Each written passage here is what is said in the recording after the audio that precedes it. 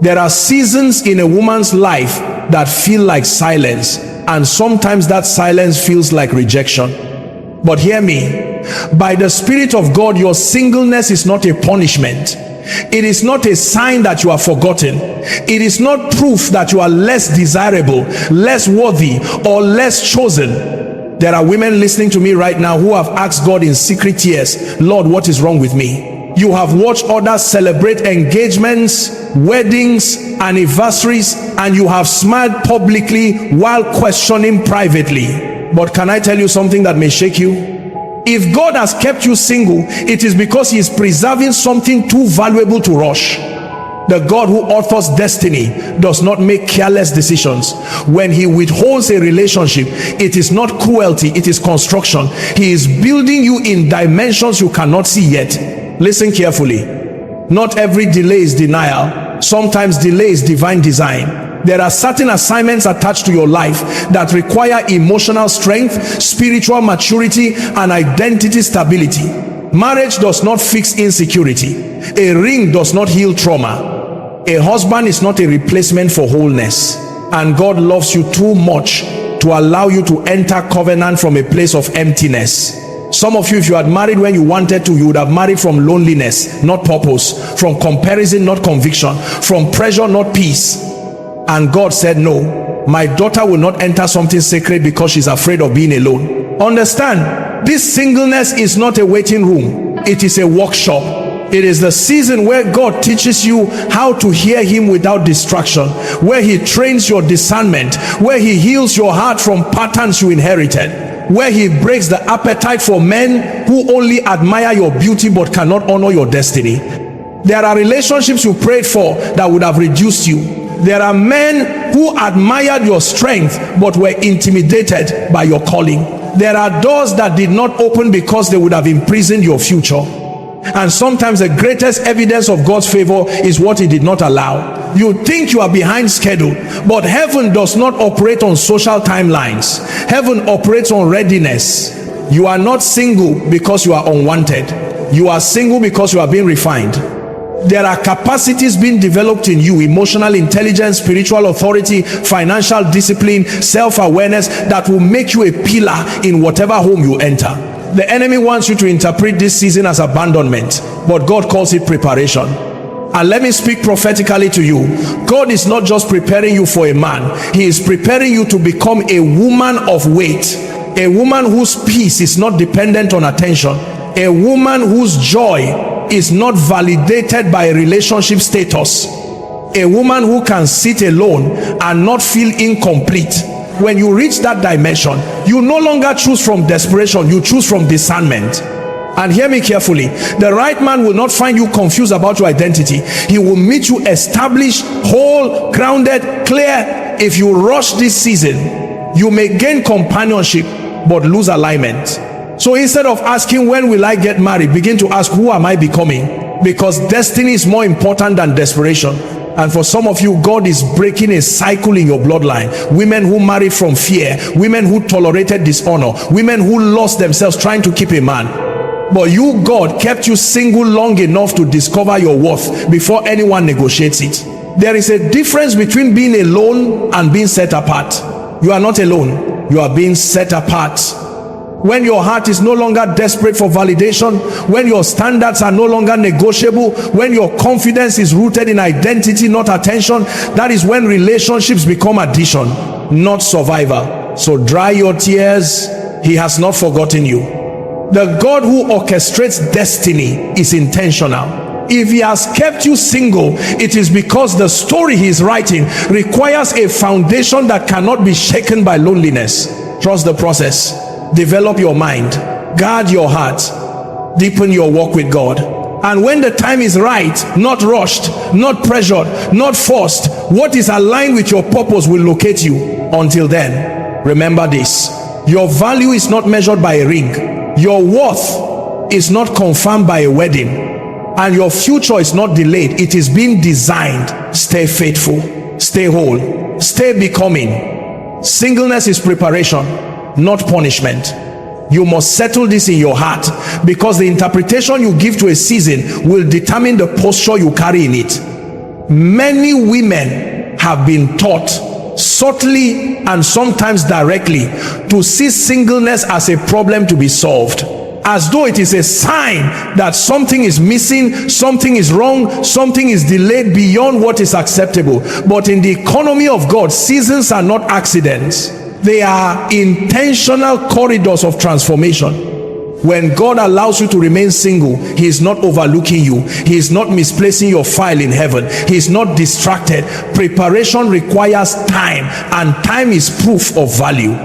No one prepares casually for something insignificant. The depth of preparation always reveals the weight of the destiny attached to a person's life. Punishment produces shame, but preparation produces growth. Punishment isolates you to make you feel rejected, but preparation separates you to make you refined. If you misunderstand the season, you will carry unnecessary guilt. You will compare yourself constantly. You will measure your worth against the milestones of others. But comparison is a dangerous distraction from development.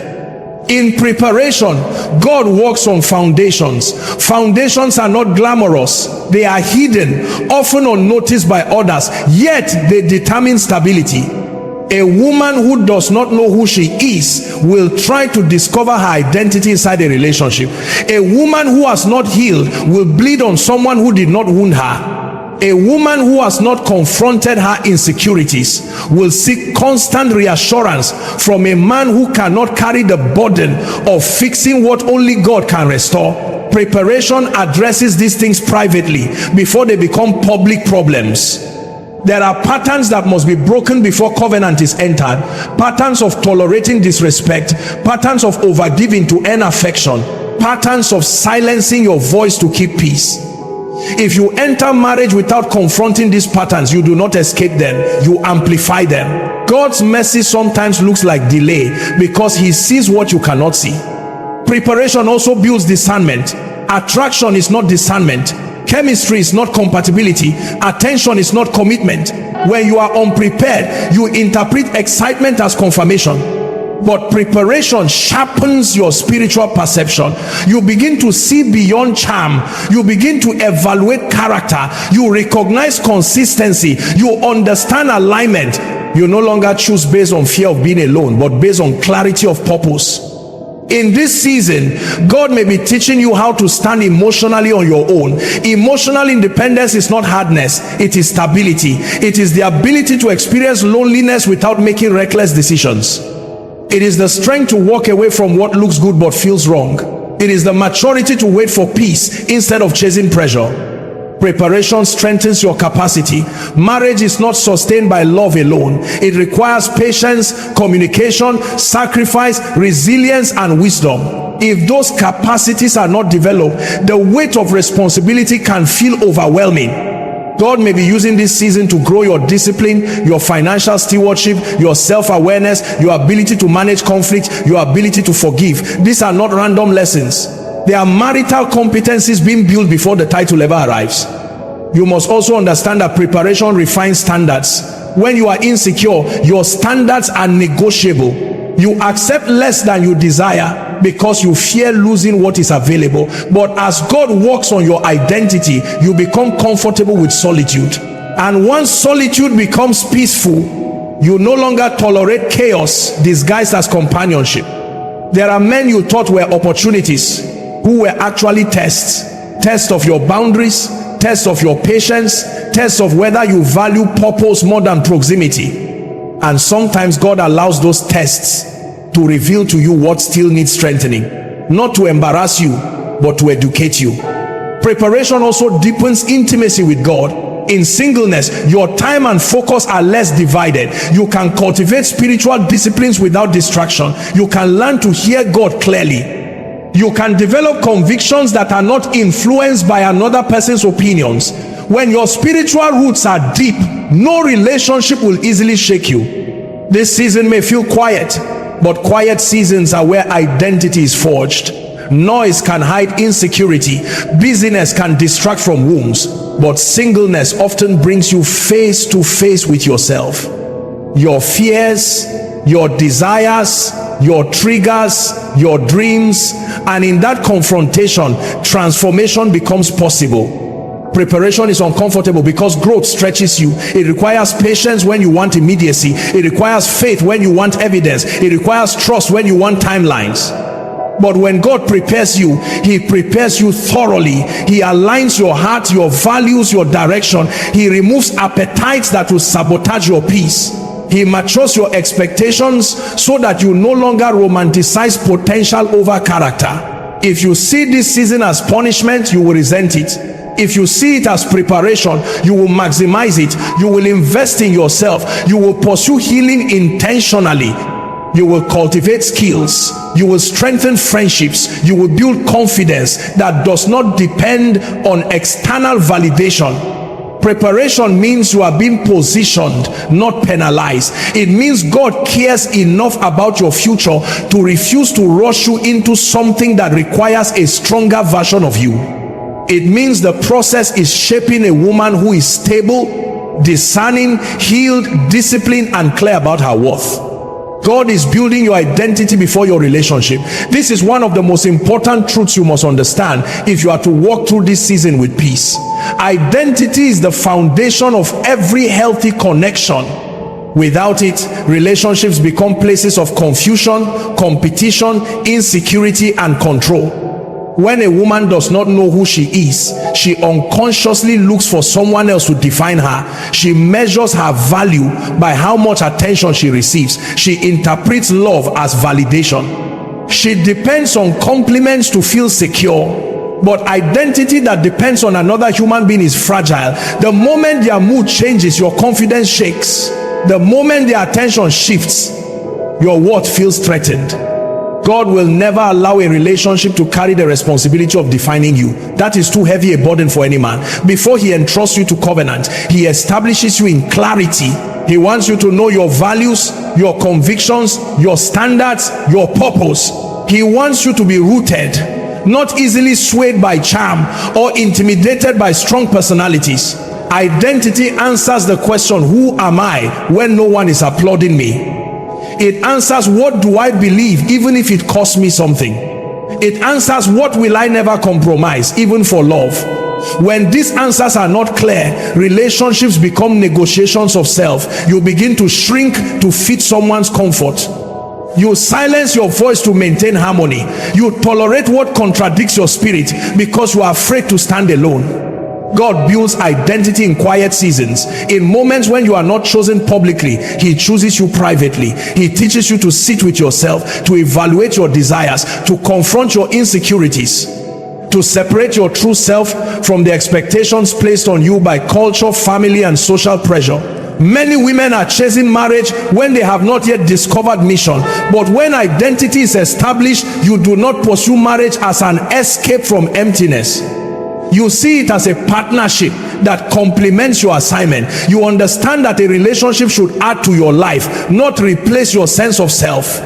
When identity is weak, jealousy becomes normal, comparison becomes constant. Every other woman feels like competition. But when identity is strong, you celebrate others without feeling diminished.